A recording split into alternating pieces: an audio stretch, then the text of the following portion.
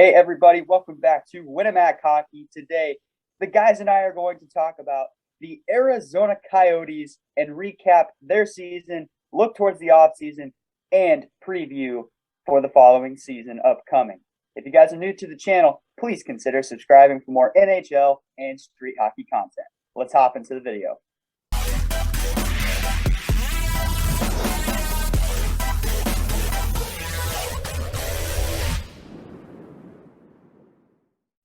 All right, guys, if you're new to the channel, my name is Dom the Bomb, and I am joined by Jake the Snake Armstrong and Matt the Brat Cleveland.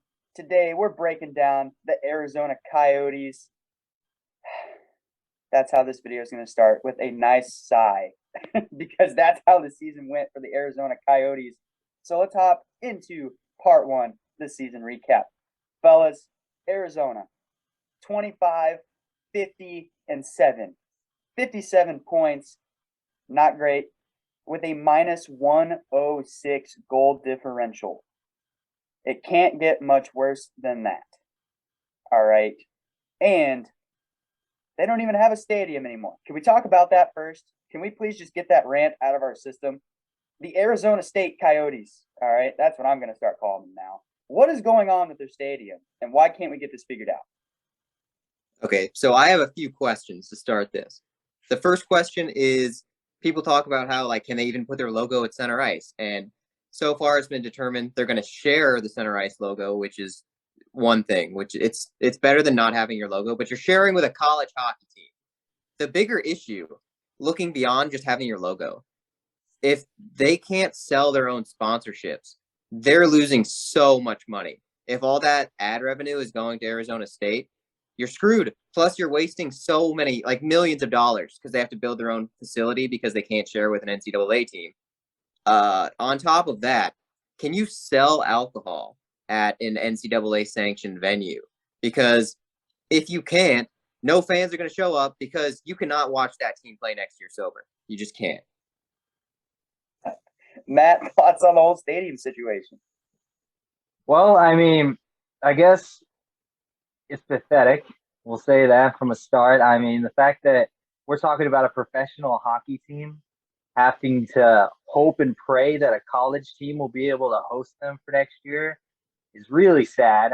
This is a team that's been around for a while now, the Coyotes. They've had multiple names in the past, but they're a pretty long-standing NHL team. So the fact that they are having these type of issues now is very depressing, and it kind of just fits the team and how the team fits the style of how the team played this year. Where if the team's terrible on the ice, it might as well be terrible off the ice when it comes to management issues and stuff like that. So, it's really bad. I feel bad for all the fans of Arizona having to be crammed into that small arena next year.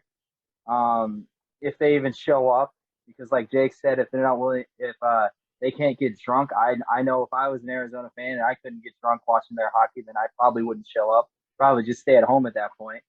And it just sucks. This is really weird. It's a very unique situation, so at least they got that going for them. This is something people are going to be talking about. So they're going to have people talking about them. Not for good things, but they're going to be talking about them. So, if there's any silver lining, I guess there's one of them.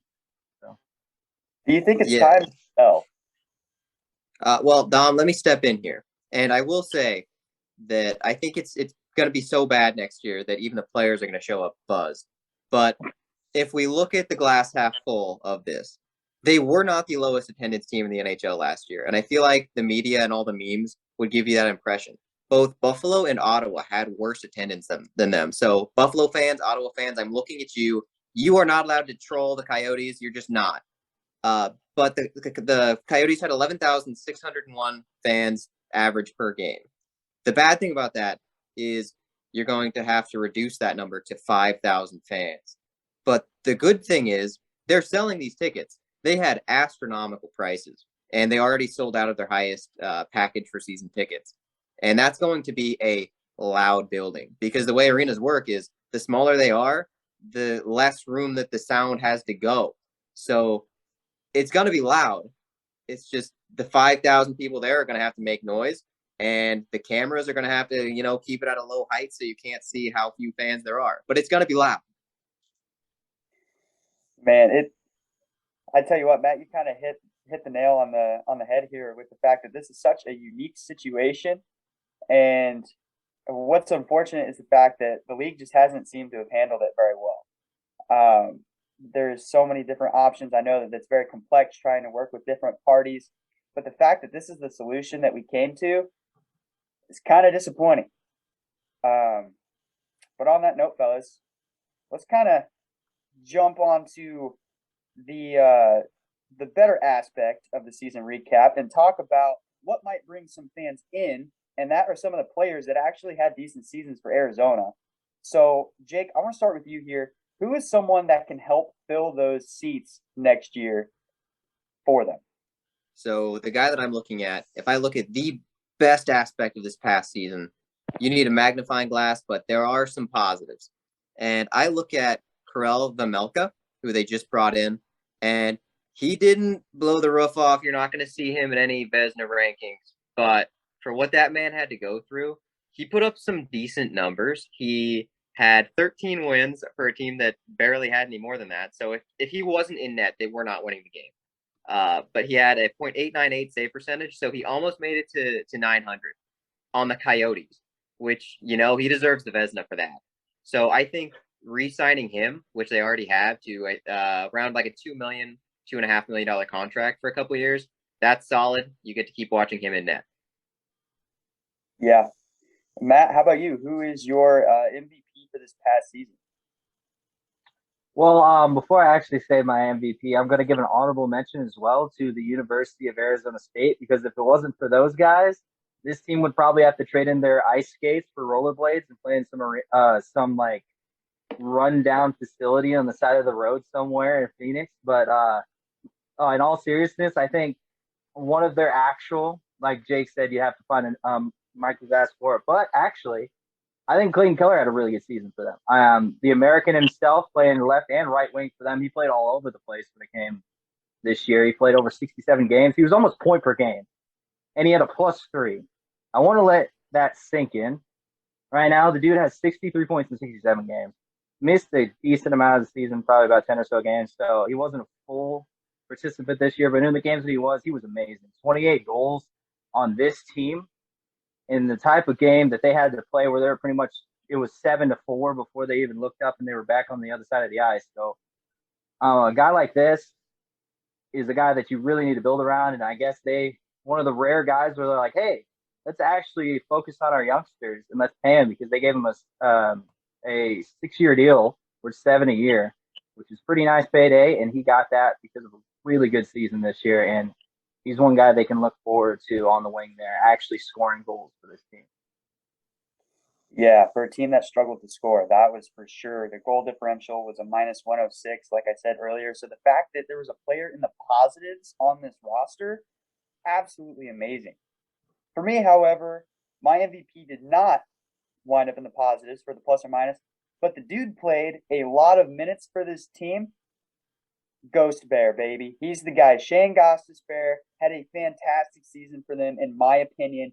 He put up 14 goals, 37 assists 14 goals, 37 assists for 51 points this season. And he played every single game for them, which was awesome. He got the ice time. He came over from Philly, which was unfortunate enough, but now he's laughing at Philly because we saw the season they had. Wasn't much better. But the guy was only a -23, and he's playing well over 20 minutes per game. So for me, on a struggling team like the Coyotes, he really gave them a boost at defense where they really needed it, and he filled those shoes very well when he came into the organization. So, yeah, that's my pick. I think Gostisbehere is a guy that they got to keep around for sure. What do you guys think of him? Do you guys think that he can keep it going for them as they try to do this rebuild for what seems like the 10th time? Yeah, so if you go all the way back before last season, when we're looking before the expansion draft, before we knew a single player on Seattle's team, we made a video on who they should take. And I said they should take Gostisbehere because he had like 20 goals last year. So I don't know why anyone would be surprised that he goes to Arizona and he gets it done there too. He's a gifted offensive defenseman, and he's not as good defensively, but pair him with someone who is, and you've got a decent tandem there. But I think he's a great player. Mm-hmm.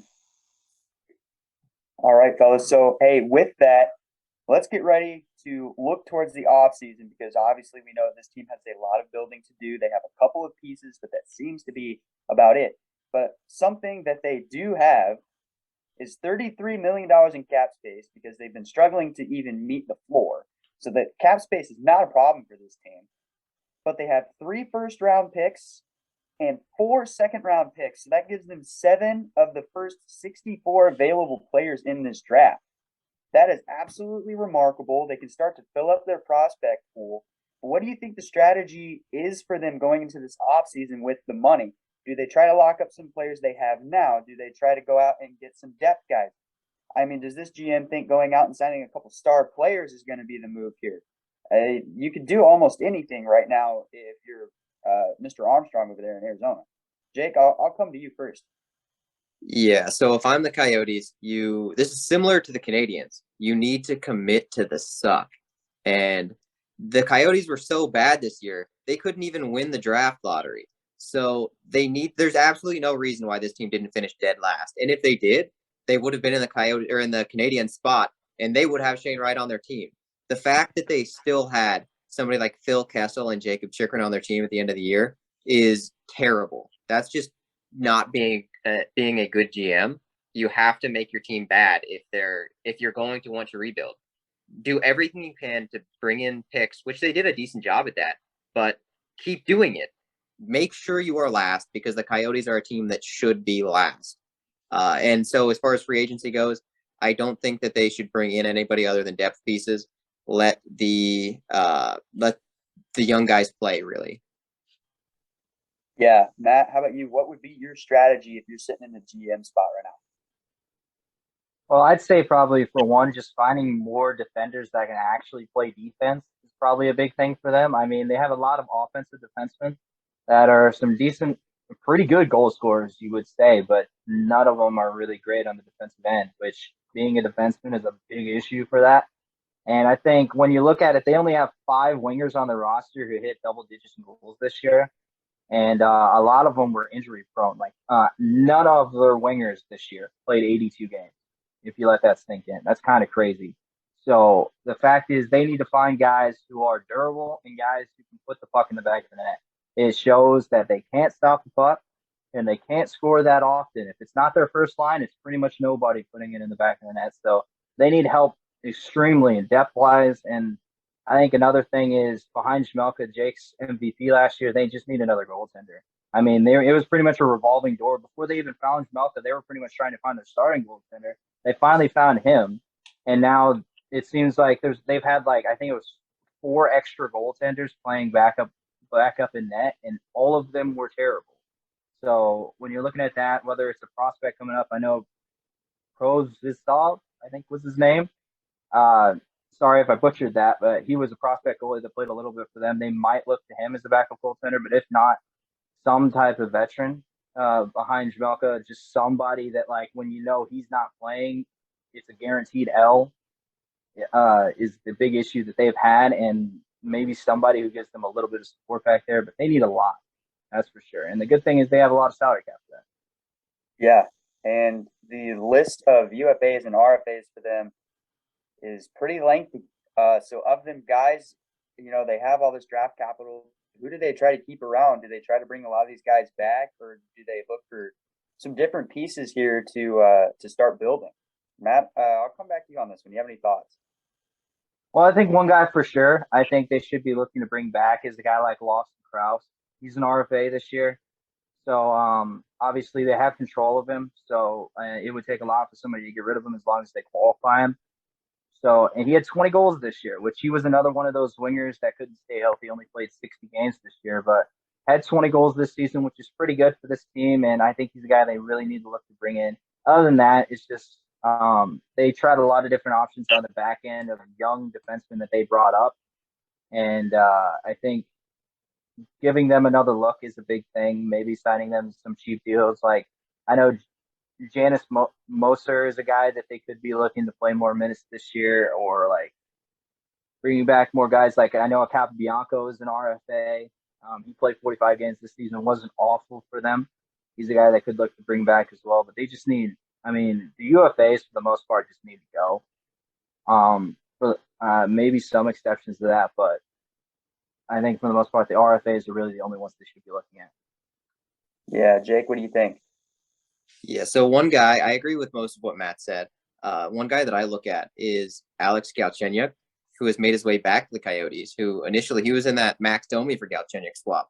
And then he left and he went to just about every single team in the NHL, but he made his way back to the Coyotes.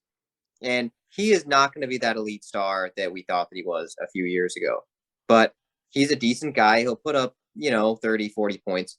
He's someone that the Coyotes can keep for not a bad price, even though they're not super worried about money. But I think you give Galchenyuk a home in Arizona, and at least he's a familiar face, right? So that's someone that I look at.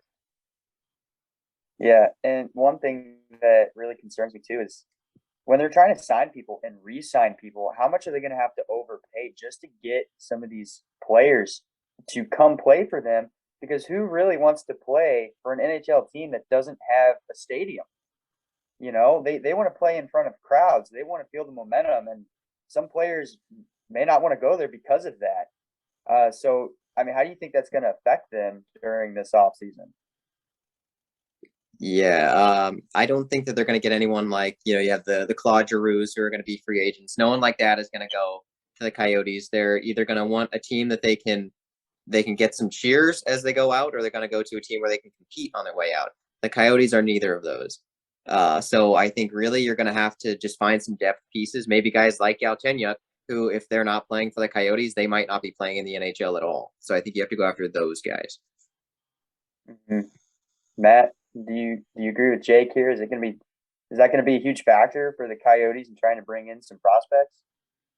Oh yeah, 100%. I think, like I said with the RFAs, the good thing with them is they have control of them, so they can't just leave the team as long as they qualify them. And I mean, they faced the same situation last year with Michael Bunning was one of their good left wingers last year. Had a really good season, and he ended up going off to play pretty well for the Maple Leafs this year. And they just couldn't bring him back because he just didn't want to stay. And that's the problem with a lot of this team right now is if you become a UFA, there's about a pretty good chance you're probably going to stay. So, or you're going to leave. But Galchenyuk, I think he's a guy. I agree with Jake 100% on that. I think if he wants to play, especially if he wants to play a decent amount of minutes, he's going to want to stay here. But other than that, it's just all about dudes that don't have any other homes. Yeah, yeah. So with that, we kind of talked about RFAs and trying to build through some signings and whatnot. But do you think trades could be a possibility for this team? I mean, they hold the third overall pick. They have 7 in the first 2 rounds. I mean, is there any chance Montreal would be willing to trade a pick here? I don't know. What do you guys think? Do you have any ideas of how they could potentially move some players around? Well, Matt, I am interested in your thoughts here. I'll let you go first. All right. I do think if I were the GM of this team, which I guess is the point of these analysis videos that we do here, I would trade up for the first pick because I think the big thing with this roster is that there's a lot of young guys with a little bit of talent, and there's like some older veterans that still have some pretty good talent that can give you. There's really not a face of this franchise. We're looking for a face of this franchise, and I think more so than a lot of the drafts in the last couple of years, there hasn't been as big of a face as Shane Wright. I mean, the dude was just sent out to the Stanley Cup Finals for no reason, just so people could talk to him. I mean, this is a guy who has some star power written all over him. And if you're Arizona and you're looking to change your image of a rotten franchise with a lot of issues, you need that face that you can give hope to your fan base and hope to the pretty much the rest of the NHL that, hey, we are a professional team and we're looking to build something here. I think you trade up for him. I really do. I think you try maybe packaging like the 3rd overall pick and something else, but I think you got to find a way to get to that first pick, and you got to find a way to get a face of the franchise. Jake, I mean, is there any like ideas you think of getting up to that first pick? Yeah, so I think if I'm them, you have 3 first-round picks right now. So you're going to have to package your own because the Canadians won't want to move further than 3rd, which they're still going to be great players at 3rd. They're just not Shane Wright. But the Canadians, do they really even need Shane Wright because they already have Nick Suzuki? Sure, you'd take him, but if you can get another first and start adding some depth prospects, then I think that that's something that they should at least look at. But as far as making it happen, I think that they should give up their third overall and maybe the Avalanche's first round pick that they have, which is looking like it'll be number 32 at this point. But give that up, and then also take a look at bringing in the contract of Carey Price. They just gave up Shea Weber's contract. I think you look at also giving or taking in Carey Price's contract because he's making $10.5 million. And, you could shove it on LTIR, but he seems to want to come back. So you don't know if you're going to get the same Carey Price, first of all. The fans may love him, but he's still got, like 5 years or so left on that contract. And you can't use that cap space for LTIR if he plans on coming back. So I think erase the questions, give his contract to a team that has the space for it. And maybe that's the sweetener that the Canadians need to give up that first overall pick. Interesting, fellas. Very interesting. Do you think it might take some more draft picks on top of that, though, Jake? Do you think that the 2 firsts and taking on Carey Price's contract would be enough? I think Montreal might try to get as much as they can out of this. It's possible that they say no. I don't think if I'm the Coyotes, I give up any more than that because you are also trying to build. And there are some great prospects still at third overall. It's not going to be that big name that you want, but maybe it will be in a few years. I think 2 firsts and taking on a big contract is well worth it. Yeah, and also, too, some Coyotes fans might be offended at the fact that Clayton Keller isn't, quote-unquote, the face of the franchise. Matt, what would you have to say to those doubters there? Because no doubt he's a good player, but is he going to be one of them rising stars that everyone talks about is the question here? Well, the problem is obviously I've named him their MVP, so I know he's a great player, and I think he's in a really good situation. But the problem is Arizona's just done a really bad job at making him their top player. I mean, when you think of Arizona, the first thing you think of is maybe Jakob Chychrun, Jamelka with how he played this year, or Fatty Phil Kessel. But you're not really thinking of Clayton Keller, even though he had a great year this year for them, and he's signed for long term.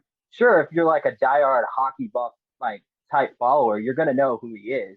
But when you're looking at like the casual fan looking for the superstars, the McDavids, the Austin Matthews, or the Kucherovs, or that type of situation where it's like a star, you're not thinking Clayton Keller in that situation. I think that's just even more of a detriment to how Arizona has just run this franchise, where they're just not really showing this dude as our guy. This is our franchise guy.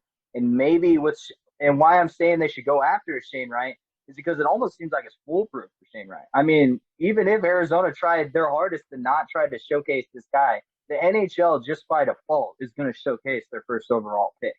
Like, they're going to be like, oh, what is this guy doing from a week-to-week basis, especially if he gets called up early to the NHL, which is what a lot of people are expecting he's going to do. They're going to be looking at him, so they're going to have eyes on him. So they don't really have to – it's kind of like marketing – the NHL and the fan base is doing the marketing for themselves. So it's that type of situation, and I think it will all. And another thing too is I think with Shane Wright playing at the center, most likely you're going to play Clayton Keller with him. So if Shane Wright's getting all those eyes on him, I think Clayton Keller will as well. So not only will you have a star, but you will also elevate Clayton Keller's status as well as he's playing with him. So I think it's just a win-win to bring him in. Mm-hmm. Yeah, definitely. I definitely agree with what you're saying there. And if they for some reason, I wouldn't blame Montreal at all. They're like, nah, dude, we're taking Shane Wright here. But they, with the picks they have, they could also trade up, different places in the first round. So their possibilities with their draft capital is pretty endless at this point. But Jake, I want to come to you. Do you have any ideas as to who they could potentially move and bring in via trade? Yeah, so I take a look at Chychrun, and I already said it was a mistake not to move him earlier. But the particular trade I have in mind, and I think this would be the perfect trade, mostly because I'm a Blues fan. But there's a guy on that team that had a rough year, and his name is Colton Parayko. He just signed an 8-year extension for around $6.5 million. So if I'm the Blues, I look at how he played this year, and I say, you're terrible. We paid you way too much money, and we gave you way too much term. But there's a guy who's cheaper and better on that Coyotes named Jakob Chychrun, who's an offensive defenseman who could fill a void that you made yourself, Doug Armstrong, when you gave up Alex Pietrangelo. So fix your mistake. Two of them, actually, because you can also fix this mistake of giving Parayko this stupid contract and swap the pieces. And I think it's going to take more than Parayko, obviously. But I think the Coyotes could get a first-round pick, which the Blues are okay giving up because they'll give it up for Nick Leddy. So they don't care about the first-round picks. You can get a first, Klim Kostin, who's a great prospect, who's probably NHL ready, and Parayko, who's going to have to waive his no-trade clause. But I think if you also get Chychrun to come the other way, I think that's well worth it for both sides. Yeah, definitely, for sure. Matt, do you think Chychrun to the Blues is reasonable? Do you think that the Coyotes might try to move him elsewhere?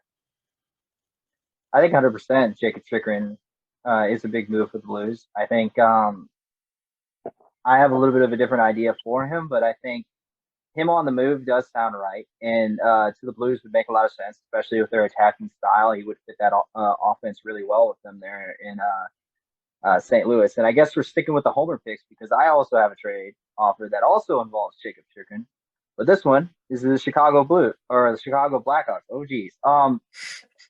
So this one, moving on, I have a little bit of an offer. It's for a young player who really hasn't developed well in Chicago.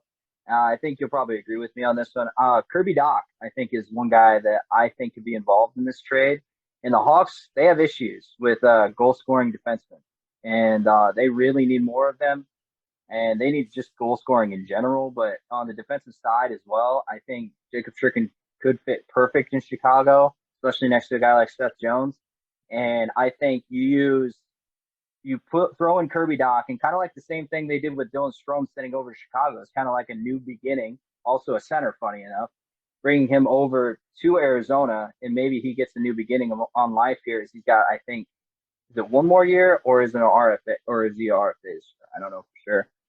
I think it's one more year, but he gets another chance to prove himself here in Arizona, and it's going to add to the young core of Arizona. And I think you add that in. You add in the Lightning first-round pick that you got from the Brandon Hagel trade for next year, and if you want to add in any more, probably one of the 2 seconds that we have this year, I think could be added in to sweeten the pot if you want to get that Jakob Chychrun done. But I think he fits perfectly in Chicago's back end.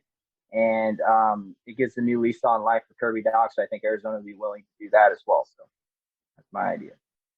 Yeah, interesting. Jake, do you think that would be enough capital from the Hawks to make that trade acceptable?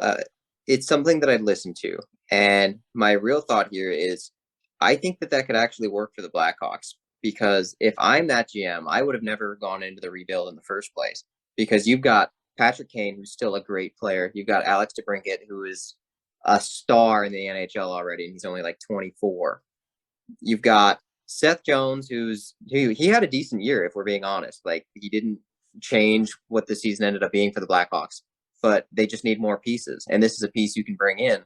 But there's an underrated guy on that Chicago back end who I think would be a perfect D partner for Chychrun, and that is Connor Murphy. He plays great defensively, which unfortunately for him means he's not getting the praise he deserves. But if you give him someone like Chychrun, they're going to play great together. That's interesting. Matt, how would you feel about a Connor Murphy and Jakob Chychrun duo as a Hawks fan? Well, it'd definitely be a much-needed boost, and it's cool to see that a Blues fan is willing to tell something good about a Blackhawks player. But it is definitely going to be a huge boost. It's going to be a huge boost in the lineup, hopefully, if they can see it get it done. And it's going to be interesting to see what they do with Jakob Chychrun in the offseason.